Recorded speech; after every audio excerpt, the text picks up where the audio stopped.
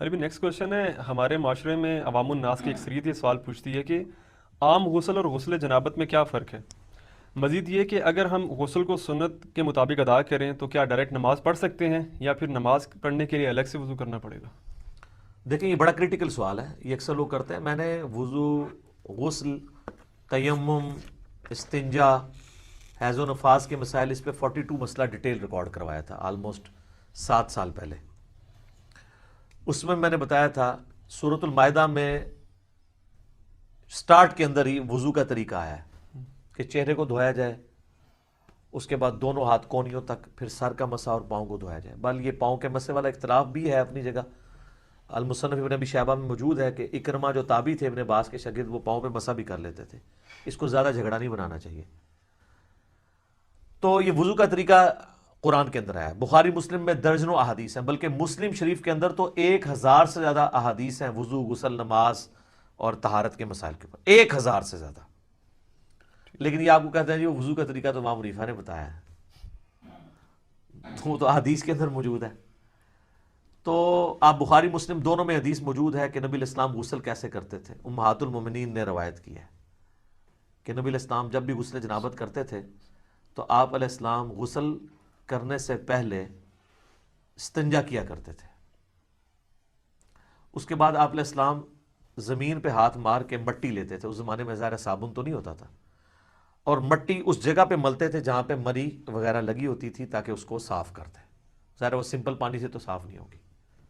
اس کے بعد آپ علیہ السلام، بخاری مسلم کے الفاظ ہیں کہ نماز کا سا وضو کرتے تھے، کلی کرتے تھے، غرغرے کے ساتھ سنت ہے، ناک میں پانی ادھر تک چڑھاتے تھے. اور وہ ابو داؤد میں الفاظ موجود ہیں کہ اگر روزہ نہ ہو تو پھر تو آپ اوپر تک چڑھائیں، روزہ ہو تو آپ بس نارملی جتنے ہے پانی ہے. اس کے بعد چہرہ دھوتے تھے، نماز کا سا وضو کرتے تھے، پاؤں چھوڑ دیتے تھے. اس کے اندر ایک حکمت تھی، کیونکہ کیچڑ تھا، نیچے پانی جمع ہوتا تھا، اور اس زمانے میں لوگ شلوار نیچے سے نہیں پہنتے تھے، تہمت ہوتی تھی، نیچے سے پہنے تو کیچڑ پاؤں پہ لگ جائے. تہمت میں جو کر رہا ہے تو وہ تو اوپر سے پہن لے گا اور پاؤں اس کے کیچڑ والے ہوں گے. اور بخاری مسلم میں الفاظ ہیں نبی علیہ السلام باہر آ کے پاؤں دھوتے تھے. آج کل ایسا نہیں ہے. آج تو ہم اس اسماعی سے گزر نہیں رہے، ہم تو ٹائلز والے باتھ روم میں ہوتے ہیں، ساتھ ساتھ پانی بہتا رہتا ہے، وہ پاک ہوتا جاتا ہے، نکل جاتا ہے. ورنہ تو ہمارے لیے مصیبت ہو جائے، ہم پہلے تولیہ باندھ کے باہر نکلیں اور پاؤں دھوئیں اور اس میں وہ چھینٹے بھی نہ پڑے، پھر شلوار پہنے. اب تو یہ ضرورت ہی نہیں اندر ہی، تو آپ پورا وضو بھی کر سکتے ہیں. اچھا، چونکہ نبی علیہ السلام وضو کرتے تھے اور اس سے پہلے استنجے والی جگہ سب کچھ دھو چکے ہوتے تھے، اور اس کے بعد آتا ہے پھر آپ علیہ السلام 3 دفعہ جو وہ سر پہ پانی بہاتے تھے، دائیں طرف بائیں طرف. ذرا وہ غسل ہوتا تھا ایک برتن اور بالٹی کے ذریعے، تو وہ اسی طریقے سے ہی ہوگا. آج کل تو شاور ہے، مسئلہ ہی کوئی نہیں ہے. تو اس کے بعد آپ پاؤں باہر نکل کے دھوتے تھے، اور اسی وضو کے ساتھ، غسل کے ساتھ وضو بھی شمار ہو جاتا تھا. لیکن یہ اس صورت میں ہے جب غسل کے دوران آپ کے ساتھ کوئی ایسا معاملہ نہ ہو جو وضو کو توڑ دیتا ہے. اگر اسی دوران کسی کی ہوا خارج ہو جاتی ہے یا پیشاب کا قطرہ نکل جاتا ہے تو پھر وہ غسل کر کے نکلے اور کہ جی میرا وضو ہو گیا ہے، تو اپنے آپ کو ہی دھوکہ دے رہا ہے. کیسے ہو گیا؟ اس کو تو پھر اینڈ پہ دوبارہ سے وضو کرنا ہوگا. یا اسی دوران اگر شرمگاہ کو ہاتھ لگ جاتا ہے، اگرچہ اختلافی مسئلہ ہے لیکن کبھی دلائل اسی طرف ہے کہ نیکڈ اگر شرمگاہ کو ہاتھ لگ جائے، یعنی ڈائریکٹ پردے میں حائل ہو کے لگے وہ تو کوئی مسئلہ نہیں، ڈائریکٹ لگ جائے تو اس کا وضو ٹوٹ جاتا ہے. تو اس میں بہتر یہی ہے کہ احتیاط اسی میں ہے کہ آپ اینڈ میں دوبارہ وضو کر کے ہی باہر نکلیں، کیونکہ بعض اوقات ہاتھ لگ ہی جاتا ہے اور اتنا دھیان بھی نہیں رہتا اس طرح کے معاملات میں. لیکن اگر یہ سارا معاملہ ہے تو کوئی مسئلہ نہیں ہے، پھر تو آپ کا وضو اور غسل اکٹھا ہی ہوگا، آپ کو دوبارہ وضو کرنے کی ضرورت نہیں ہے.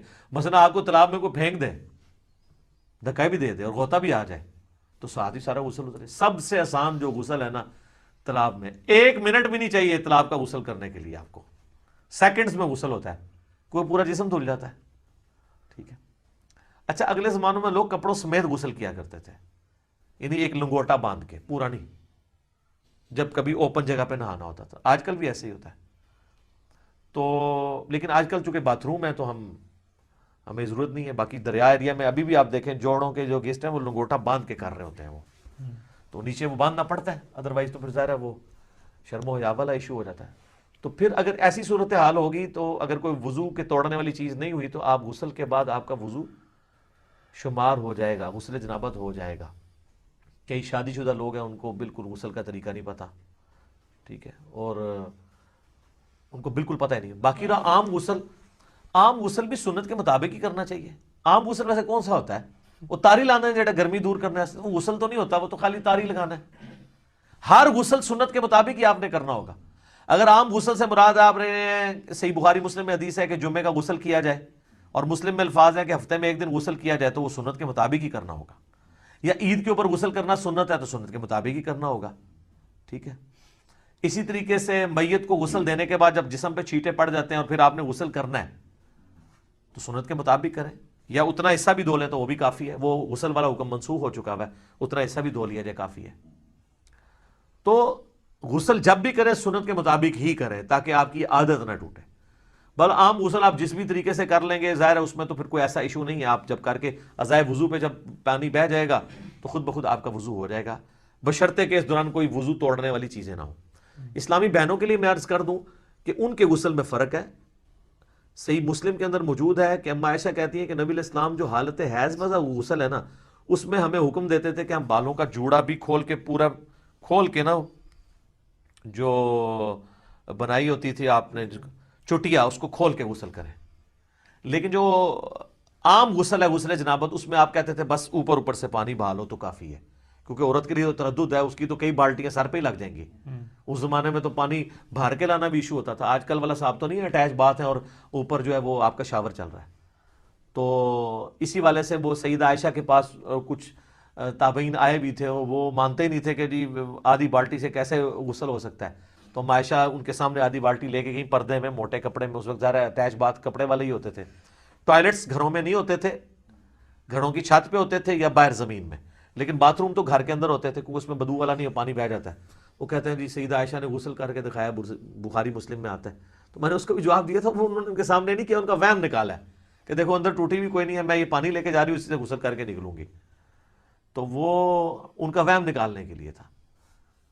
تو یہ غسل اس صورت میں شمار ہوگا اس کے ساتھ وضو بھی، جب کہ وضو توڑنے والی کوئی چیز نہ ہو. تو ظاہر ہے اتنی احتیاط کے ساتھ، بعض لوگ تو بیچارے پوری احتیاط سے کرتے ہیں، اینڈ پہ جب وہ یعنی وہ کپڑے پہننے لگتے ہیں تو شرمگاہ وہ ہاتھ لگ جاتا ہے، تو پھر 0 پہ آ گئے، جیسے 99 پہ سانپ کاٹ گئے تو نیچے آ گئے. تو بہتر یہی ہے کہ تسلی سے کر کے نکلیں، بعد میں آپ وضو کر لیں. اور اس میں کوئی غلوب والا شمار بھی نہیں ہوگا، ظاہر ہے کہ آپ اس اعتبار سے کر رہے ہیں.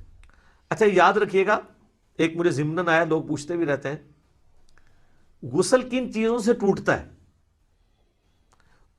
غسل اسی صورت میں ٹوٹے گا جب شہوت کے ساتھ منی خارج ہوگی، یا میاں بیوی ازدواجی تعلق قائم کریں اور اس صورت میں چاہے منی خارج ہو یا نہ ہو. بس یہ 2 چیزیں ہیں جن سے غسل ٹوٹے گا، ٹھیک ہے. حیض والا تو عورتوں کا معاملہ الگ ہے. تیسری کوئی صورت نہیں ہے. بعض اوقات پیشاب کرتے ہوئے منی کے قطرے نکل جاتے ہیں تو وہ شہوت کے ساتھ نہیں نکلے، اسے ودی کہتے ہیں، وہ منی نہیں ہوتی، وہ غسل نہیں توڑے گی. اسی طریقے سے بعض لوگ بیچارے پہلے غسل سے پہلے وضو کرتے ہیں، اس کے بعد جب سر پہ پانی ڈالتے ہیں تو ٹھنڈک کی وجہ سے پیشاب کے قطرے نکل جاتے ہیں، وہ سمجھتے ہیں آپ پیشاب نکل گیا پھر دوبارہ سے غسل شروع کرنا ہے. نہیں، پیشاب نکلنے سے غسل تو نہیں ٹوٹا، وضو آپ کا ضرور ٹوٹ گیا. تو وہ وضو تو آپ نے ویسے بھی اینڈ پہ دوبارہ ہی کرنا ہوگا احتیاطاً. غسل آپ اپنا جاری رکھیں. غسل کے دوران پیشاب کرنے سے، ہوا خارج ہونے سے غسل جہاں تک پہنچا اس کو آگے ہی لے کے چلیں، پھر 0 پہ نہیں آپ نے آنا، کیونکہ وہ غسل نہیں ٹوٹا، آپ کا وضو ٹوٹا ہے. تو وضو تو آپ دوبارہ بھی کر لیں گے. غسل توڑنے والی چیز میاں بیوی کا ازدواجی تعلق ہے،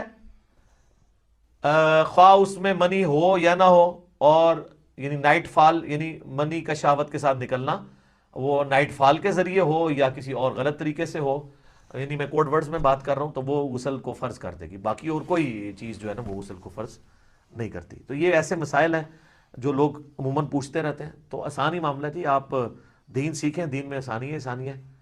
تو اگر آپ بعد میں وضو کر لیں غسل کے بعد، اسی میں احتیاط ہے، بجائے اتنا اس طرح کر کے کان پکڑنے میں، آسانی اسی کے اندر ہے آپ کی. ٹھیک ہو گیا جی.